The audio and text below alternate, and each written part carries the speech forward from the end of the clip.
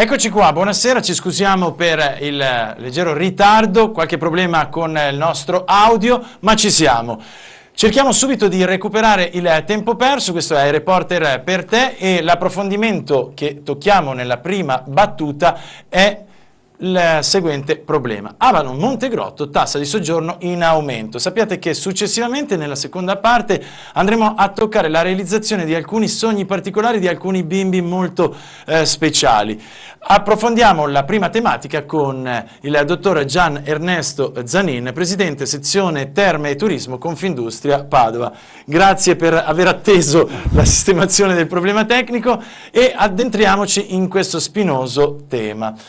Sappiate che siete invitati, è 049 80 777 57 per dire la vostra, soprattutto se fate parte del bacino termale che purtroppo è sempre in subbuglio, mi viene da utilizzare questo termine provocatoriamente, perché non c'è proprio pace.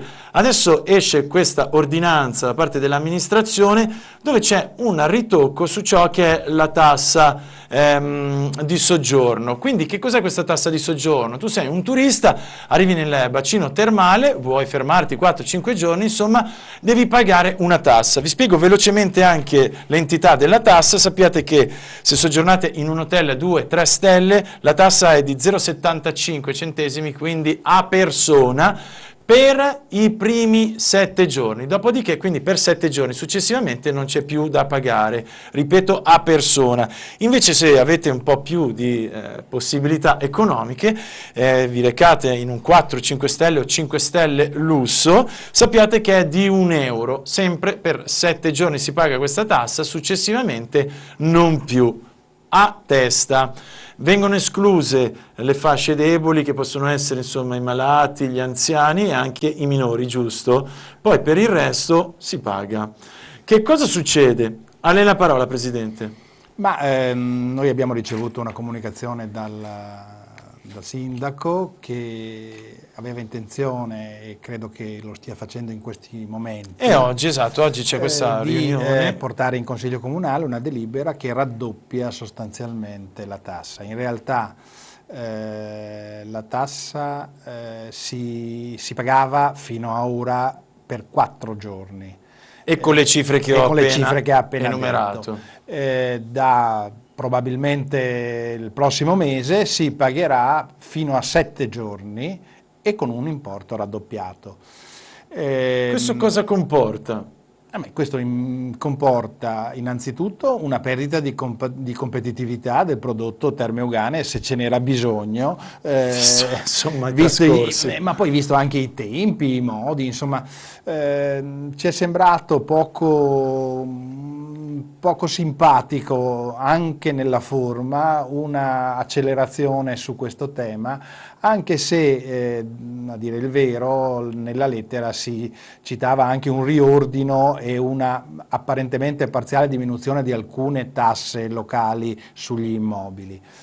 La mia richiesta è stata quella ieri di sospendere l'iter procedurale, giusto per capire, per poter aprire un confronto ed un tavolo. Questo mi è stato risposto dal sindaco che non è stato possibile e che ci saremmo confrontati dopo. Ecco, la cosa che non ci è piaciuta è anche questo, cioè il dover sempre rincorrere una serie di decisioni delle amministrazioni che peraltro lo fanno legittimamente, non è che noi contestiamo la procedura. Ci è sembrato però il caso di far sentire la nostra voce, perché riteniamo che condividere è un'altra cosa. A volte si usa anche il termine la concertazione, il fatto di sedersi quindi ad un tavolo e tutte le i vari insomma, attori di un sistema iniziano a scambiare informazioni e logicamente le proprie visioni, le proprie esigenze. Voi sostenete che questo non è avvenuto, è stato fatto tutto in gran fretta e oggi appunto la decisione e diciamo questo piccolo venirsi incontro, però non c'è soddisfazione in questo venirsi incontro, perché è stato aumentato comunque di 3 giorni la tassazione. Ma il problema non è che siano soddisfatte le categorie piuttosto che le imprese, il problema è che siano soddisfatti i turisti. Questo è il nostro obiettivo. Credo che su questo non siano soddisfatti. L'obiezione che qualcuno muoverà ha già mosso, ma tanto la tassa la pagano i turisti, non le imprese. Non è così, perché o meglio, è così solo formalmente, ma in realtà chiunque oggi viaggia per turismo sa benissimo che si crea il suo budget, sa quello che è, quindi avere ancorché apparentemente in valore assoluto un importo relativamente piccolo, incide comunque sui budget e sulle spese delle famiglie. È quella tassa, insomma, che dà un po' fastidio. Io nel mio piccolo ho viaggiato e quando te la chiedono in reception, alla fine questa maggiorazione, tu magari ti sei divertito, tu magari hai fatto i tuoi calcoli, le tue spese come lei stava dicendo, poi alla fine dici, caspita, ma c'è anche sta cosa. È sempre meglio alla fine in primis pagarla subito, così poi non hai la fregatura, tra virgolette, sì, utilizzo certo, in finale.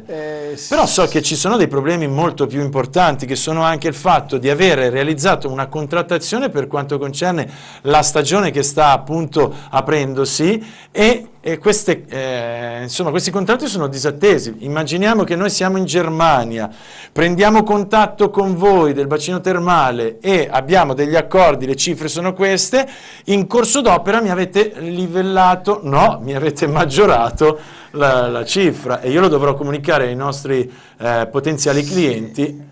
Questo purtroppo è un vizio molto italico, quello delle amministrazioni, l'ha fatto anche lo Stato più volte, di cambiare le imposizioni fiscali in corso d'anno. È una brutta abitudine che evidentemente stentiamo a perdere, perché tutto è poco, ma tutto insieme diventa molto. Ricordiamo gli aumenti dell'IVA a metà anno, piuttosto che tutto il balletto dell'IMU, non IMU e le varie sigle.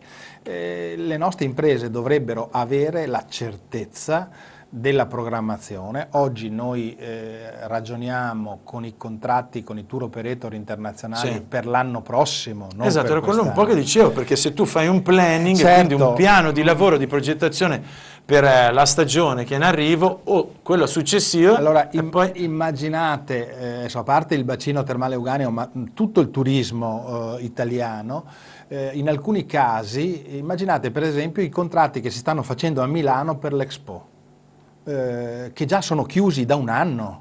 Sì. È chiaro che se la giunta milanese cambiasse la tassazione, questo comporta dei problemi. Nel 99% dei casi il costo maggiore lo assorbe l'impresa. Ma Pisapia non le fa mica quelle robe lì. No, ho fatto un esempio di Milano per l'Expo, non volevo certamente riferirmi alle singole persone, perché purtroppo non è un caso isolato. Certo. Che cosa lascia sempre comunque in subbuglio questo bacino termale? Io non riesco, ne parlavamo prima di iniziare, poi c'è stato un piccolo problema tecnico e non riesco mai a capire perché da anni, che ormai sono qui in Veneto, c'è sempre questo tumulto, c'è sempre questa cercare di... So che avete tagliato i prezzi, so che avete cercato di accontentare in tutte le maniere possibili la clientela, so che vi siete reinventati per quanto riguarda il personale, è così? Allora, sì, è così, sostanzialmente è così. Diciamo che il prodotto fangoterapia termale euganea è un prodotto complesso, è un prodotto importante da un punto di vista sia turistico che sanitario, ma è un prodotto, mi verrebbe da dire, pesante, nel senso che è articolato, che genera costi importanti, ma soprattutto sostiene l'economia intera di un bacino. Allora, noi vorremmo cercare di impostare anche le relazioni con le amministrazioni, che peraltro non sono conflittuali come qualcuno magari ha scritto oggi sui giornali, non è assolutamente, per fare titoloni. No, non è assolutamente così. Noi cerchiamo naturalmente di trattare e di stare a fianco delle amministrazioni, però dobbiamo far valere le nostre ragioni.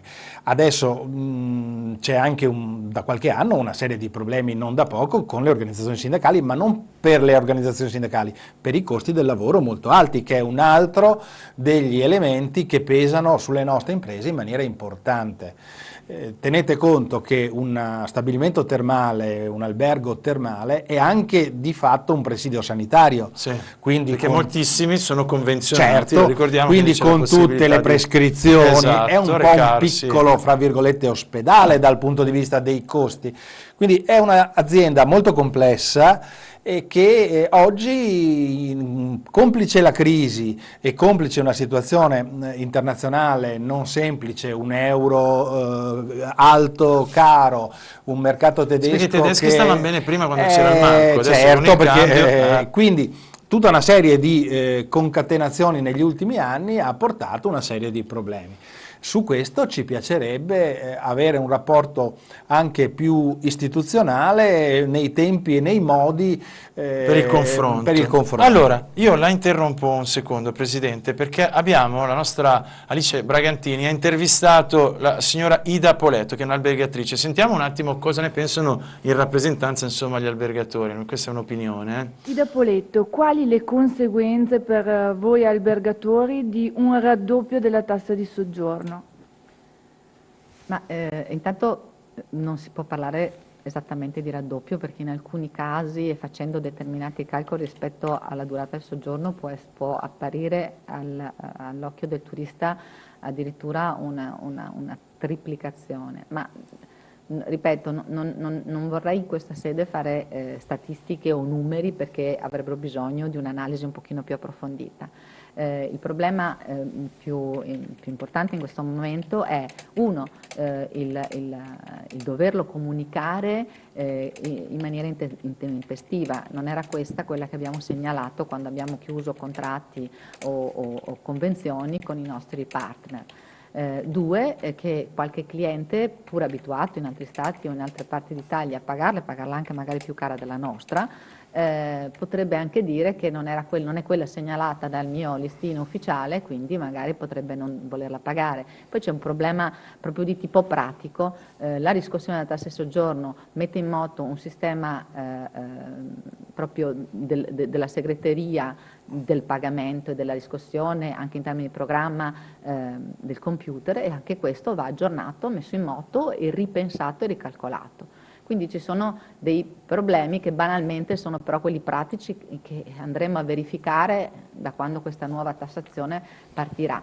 Spero che non siano questi però i problemi che freneranno la possibilità di un confronto.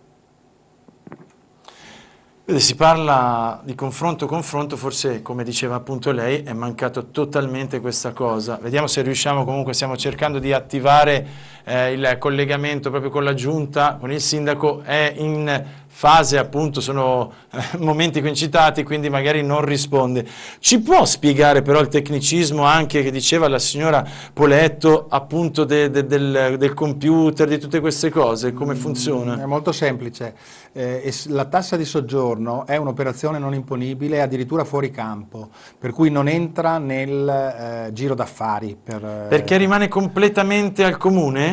Esatto, diciamo che noi fungiamo... Che uno può pensare, albergatore mi fai il ritocco e più ti prendi questi soldi, ma non è così. Non è così, noi fungiamo da passamano, in buona sostanza. Sì, volevo sottolinearlo. Ecco, e quindi però dobbiamo evidenziarla nella ricevuta fiscale, quindi c'è bisogno di una modifica del programma, per quanto poco una modifica del programma nel passare automaticamente da 1 euro a 2 euro è evidente che ha bisogno di un sistemista che intervenga, e quindi è comunque un costo, una procedura da applicare. Però devo dire che anche la collega ha evidenziato alcuni passaggi proprio della scarsa, addirittura in questo caso inesistente, concertazione. Fra l'altro poi mi corre l'obbligo di sottolineare anche un'altra cosa. La legge istitutiva della tassa prevede che poi l'impiego vada fatto a favore del turismo attraverso un tavolo di concertazione. Ci spieghi bene? Praticamente la legge che ha istituito la tassa di soggiorno, sì, impone ai comuni di consultare le categorie rappresentative, sì, soprattutto non solo per l'istituzione, ma anche per la destinazione. Quindi questi soldi, questo è l'ammontare, deve essere chiaro e tondo anche dove va a finire e certo, deve essere concordato, diciamo. Sul concordato la legge non è chiarissima. Diciamo che deve essere definito. Logica vuole che ci sia un tavolo su questo, però ad esempio noi... questo è il comune che poi decide, certo, l'utilizzo di questi fondi recuperati, giusto? Questo è un fondo comunale. Esatto. Però il comune ha obbligo di concertare con le categorie l'utilizzo. Esatto. E a mio modo di vedere, anche se non è espressamente scritto in legge, dovrebbe anche comunicare come sono stati spesi questi soldi. Quindi non solo il progetto, ma anche poi l'avvenuta realizzazione del progetto. Questo è avvenuto in passato? Questo non è ancora avvenuto. Noi esattamente non abbiamo contezza dei fondi 2013 come sono stati spesi. Avete fatto richiesta? Avete chiesto? Ma noi ci siamo incontrati alcune volte, esiste il tavolo formalmente, dovrebbe essere convocato più frequentemente, ma soprattutto in termini anche di rendiconto è una brutta parola perché sembra che noi vogliamo fare i conti in tasca al comune. No, vogliamo solo capire e far capire ai nostri associati che i soldi che abbiamo versato, che i nostri turisti hanno versato, sono stati spesi per il turismo e per il turismo del nostro territorio. Però mi sembra strano perché c'è un obbligo di legge appunto sulla pubblica amministrazione, la trasparenza e mi sembra strano, che sembrano accuse molto forti, che nessuno vi abbia mai dato insomma risposte per quanto riguarda i famosi soldi, gli investimenti, dove sono andati a finire. Diciamo che c'è stata una consultazione iniziale in cui si è deciso la ripartizione. Sta arrivando il sindaco. Bene. Un secondo solo che la interrompo. Pronto sindaco? Sì, pronto. Buonasera, buonasera a Luca Claudio, sindaco di Abano Terme. Grazie per aver risposto, so che siete presissimi, so che siete appunto in consiglio, giusto? Sì, esattamente. Allora, Consiglio comunale. Io partirei subito da chiederle scioccamente il perché e il per come insomma, di questo aumento, poi le sono state mosse delle critiche del tipo come mai c'è stato così un accelerare su ciò che è questa decisione, non c'è stata una concertazione e poi in ultimo le chiedo, visto che è proprio al telefono, se effettivamente si può sapere, visto che c'è una legge, mi certifica appunto il nostro ospite che è Gian Ernesto Zanin, dell'anno precedente come sono stati utilizzati appunto i soldi della tassa di soggiorno. A lei, non voglio rubarle troppo tempo, prego. Sì, allora, innanzitutto non rispondo al vero che non ci sia stata una concertazione, nel senso che ci si è trovati e più volte si è parlato di questa ipotesi sicuramente di aumento, quindi raddoppio dell'imposta di soggiorno a fronte comunque di benefit che ricevono poi comunque gli imprenditori alberghieri. La manovra che noi abbiamo fatto è una manovra che va a favore dell'impresa e non contro, per un semplice motivo. Noi abbiamo ridotto l'IMU completamente di quella componente che è della pubblica amministrazione comunale e quindi da oggi, per quanto riguarda la città di Abano Terme, non riceve nemmeno un centesimo dagli albergatori per quanto riguarda l'IMU. Abbiamo i dati struttura aziendale alberghiera per struttura. Vi sono delle strutture che hanno avuto delle significative riduzioni, sino a 20.000 euro pagando un IMU estremamente elevata di quella quota parte che comunque va tutta allo Stato e bisogna anche sottolineare questo aspetto, sì. Altre che hanno avuto una riduzione. La riduzione complessiva di tutti comunque è stata del 13,7%, quindi una riduzione fiscale da parte dell'amministrazione comunale alle proprie categorie economiche principali, perché per quanto riguarda Abano Terme è l'imprenditoria principale e tale è e per tale va rispettata, sì, certo. Del 13,7%. Credo che non esista una manovra in tal senso fatta da alcuna amministrazione. E velocemente mi dà anche una risposta se è presente o no, insomma, per la pubblica trasparenza anche ciò che è stato l'utilizzo dei fondi, insomma, della tassa del 2013? Ma è una domanda che, se viene fatta dall'imprenditoria, è di per sé abbastanza ridicola, per un semplice motivo: i bilanci comunali sono bilanci pubblici. Ogni singolo centesimo che viene speso dall'amministrazione pubblica è un atto pubblico, facilmente accessibile, certo, e per le normative della trasparenza che si vede nel sito. Quindi voglio dire, se questa domanda viene fatta per dare una spiegazione, ben volentieri; se viene data come per celare una non trasparenza di questa amministrazione, assolutamente no. Io le riporto ciò che è emerso qui in studio, quindi adesso, se vuole, le lascio parlare anche... Ma no. Niente, proseguiamo con la tematica. Io voglio capire, ma come mai allora, a detta sua, sembra un qualcosa che venga molto incontro, che vada incontro a ciò che è l'imprenditoria, quindi degli albergatori, però forse non è stato compreso, non lo so, perché sento del malcontento da varie interviste che abbiamo realizzato. Ma infatti non è giustificabile questo malcontento per una serie di dati e fattori. Prego. Primo, su come è stata spesa l'imposta di soggiorno e per come è stata utilizzata, un 30% viene addirittura restituito completamente alla categoria economica attraverso degli accordi con il consorzio principale del territorio. Poi dobbiamo anche considerare che purtroppo il territorio di Abano Montegrotto Termale trova due categorie, due rappresentazioni diverse della stessa categoria imprenditoriale, e quindi vi sono poi anche faide e sfide interne nella stessa categoria imprenditoriale, forse una cosa che è poco nota. E noi abbiamo avuto come interlocuzione il consorzio principale, e da questi abbiamo addirittura dirottato il 30% dell'imposta di soggiorno, perché loro la spendano in piena libertà e autonomia per la promozione e comunicazione, quindi viene reinvestito dagli imprenditori. Quindi torna in pratica indietro. Torna indietro. Certo, non c'è una tassazione e in più gli viene remunerata. Viene data, viene girata ad un consorzio. Vuole intervenire, vuole dire la sua? Scusa Luca, ciao, sono Gian Ernesto. Sì. Ciao. Sì. Sì, ecco, questo è uno dei punti su cui noi siamo abbastanza critici, nel senso che, come ha detto il sindaco chiaramente, il consorzio in questione rappresenta solo una parte delle imprese, quindi... non per colpa dell'amministrazione. No, non è il problema della colpa o non Di chi è, colpa. di chi Io non non è. sto incolpando nessuno, Certo. non ho usato, cerco di non usare nessun tono di questo tipo. La verità però ma che... per essere chiari...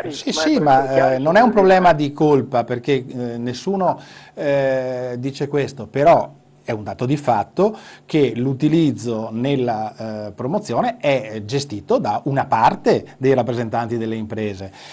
Ci sembrava più opportuno gestire una situazione almeno in termini progettuali, di condivisione progettuale. Poi come uno... Ernesto, tu lo sai che io vi ho invitato più volte, vi ho chiesto di presentarmi progettazioni condivise. Ho anche detto una cosa: se non si riesce a trovare un'intesa tra i due gruppi, i due consorzi, le due associazioni albergatori, eventualmente in base alla rappresentanza verrà divisa anche quella quota. Lo sai che io ho dato apertura anche a questo. Sarebbe un peccato, perché si va a dividere una risorsa invece che investirla insieme per una promozione unitaria, ma non può essere addossata, per quello parlavo di colpa, all'amministrazione pubblica una responsabilità che non ha, ossia quella che l'imprenditoria già di per sé non ha delle idee chiare, precise. No, l'imprenditoria ha delle idee molto chiare, è che oggi il mercato anche della rappresentanza è un mercato libero, e quindi di questo bisogna tener conto. Purtroppo in realtà il nostro territorio, ma probabilmente né per colpa tua né per colpa mia, ha troppo spesso patito della famosa teoria del pensiero unico. Su questo bisogna che impariamo a confrontarci in maniera diversa. Sindaco, io la ringrazio, la lascio perché so che siete impegnatissimi. Grazie per aver partecipato. Grazie a voi. Grazie. Ciao. Grazie. Ciao. Siamo arrivati, ahimè, proprio in chiusura. Sono contento comunque che siate riusciti almeno ad ascoltare la voce anche dell'amministrazione, oltre al nostro graditissimo ospite. Peccato, perché c'era una telefonata in coda di qualche telespettatore, qualcuno, ero curioso perché magari era proprio del bacino termale che voleva dire la sua, così da avere poi una tavolozza su cui opinare ognuno liberamente. Allora, c'è purtroppo, mi viene da dire, a detta dell'amministrazione, qualcosa di positivo, e invece qui mi viene da dire un po' da ingoiare questo tipo di decisione, però l'augurio che io faccio è veramente di trovare questa concertazione, quindi il fatto di riuscire a parlarvi tutti insieme e a riportare proprio allo splendore di questo bacino termale che tutti ricordiamo, quindi con i numeri di un tempo. Guardi, questo è il nostro lavoro di tutti i giorni, le nostre imprese tutti i giorni lavorano per questo, non solo per il loro profitto, ma anche per la riqualificazione della destinazione, certo. Quindi su questo siamo impegnati tutti i giorni. Allora, io la congedo, la ringrazio, quindi grazie a Gian Ernesto Zannin, Presidente della sezione Terme e Turismo Confindustria di Padova. Ora lancio il meteo e successivamente un'altra tematica molto particolare. Arriva il meteo. Eccolo. Eccoci qua, ben ritrovati, un cordiale saluto come sempre dal vostro Giuseppe De Vittis. È giunta, come promesso, aria piuttosto fredda, le temperature sono calate un po' su tutto lo stivale italiano, pochi gli effetti, così come avevamo previsto, sul nostro territorio. Pochi gli effetti anche nella giornata di mercoledì. Scivolerà questa perturbazione verso le regioni meridionali, è lì che avremo i fenomeni più significativi. Sul nostro territorio ancora cielo sereno al mattino, prevalentemente sereno, nel pomeriggio invece un po' di nuvole, ma non dovrebbero produrre fenomeni, non dovrebbero produrre piovaschi. Ecco appunto le nuvole concentrate proprio nelle ore centrali della giornata, soprattutto sui rilievi, ma non solo, anche su zone pianeggianti. Vediamo cosa succederà invece in serata, prevalentemente sereno un po' su tutto il territorio. Attenzione perché le temperature massime, è vero, torneranno ad aumentare, ma guardate, le minime tenderanno a calare. Temperature che in alcune località di aperta campagna o nelle vallate tenderanno a raggiungere anche i 5 gradi centigradi, quindi piuttosto freddino a risveglio in questi 2 giorni, nei prossimi 2 giorni. Temperature massime che, come detto, tenderanno invece lievemente ad aumentare. Amici, mi fermo qui, non ho altro da aggiungere, vi auguro di trascorrere una buona giornata.